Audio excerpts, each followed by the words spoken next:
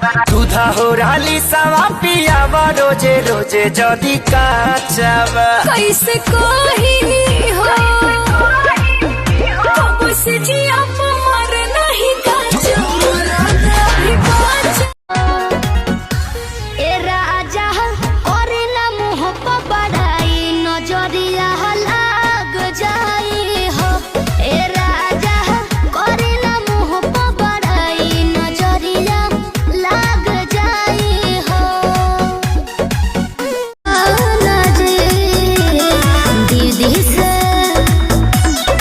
दीदी से करके बहाना जीजा जी मेरे कमरे में आना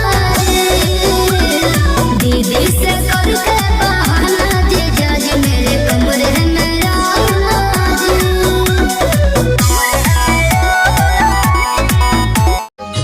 गरमी के दिन बावे बड़ू का मसी गरमी के दिन बावे बड़ू का मसी जोगा के रख मैडम नया बा मशीन जोगा के रख नए जीजा जाएगा अपना छुआएगा लावा खड़ी सरफ चोली भींच के नहाएगा नए जीजा जाएगा अपना छुआएगा। हर लड़की भी ना प्यार को सीरियस लेती है 100 में से 90 को धोखा देती है।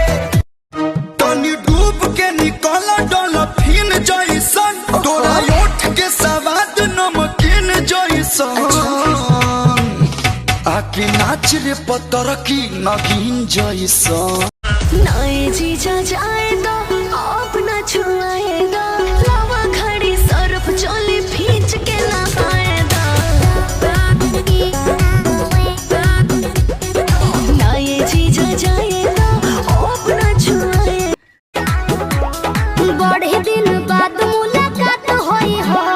तोहरा से मीठी मीठी बात होई हो केहू रही नहीं साहस भरब लहना लेबू का तू जाने घूमतारू हो बेहान कहीं खोल के बढ़ता आय हाय हाय हाय हाय हाय बढ़ता जवानी जैसे भाव पेट्रोल के अरे बढ़ता जवानी जैसे भाव पेट्रोल के। मुर्गा मोबाइल बन के चोली में बोला जाते मुर्गा मोबाइल बन के चोली में बोला जाते दिन भर करा जाते कुकु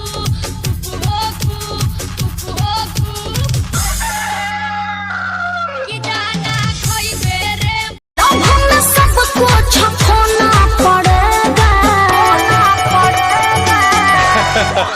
अरे सुनो ससुरा में सैया संग